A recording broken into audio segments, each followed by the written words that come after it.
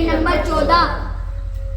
را ساکنہ کا قاعدہ را ساکنہ کا قاعدہ جزم والی را کو جزم والی را کو را ساکنہ کہتے ہیں را ساکنہ کہتے ہیں تشدید والی را کو تشدید والی را کو را مشدد کہتے ہیں را مشدد کہتے ہیں را ساکنہ سے پہلے را ساکنہ سے پہلے زبر زبر یا پیش آئے گا پیش آئے گا تو را پر ہوگی تو را پر ہوگی جیسے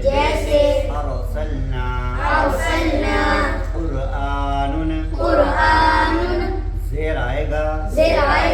تو را باریک ہوگی جیسے امیرتو اگر را پر زبر یا پیش ہوگا تو را پر ہوگی زیر ہوگا باریک جیسے ربما جیسے ربی را مشدد پر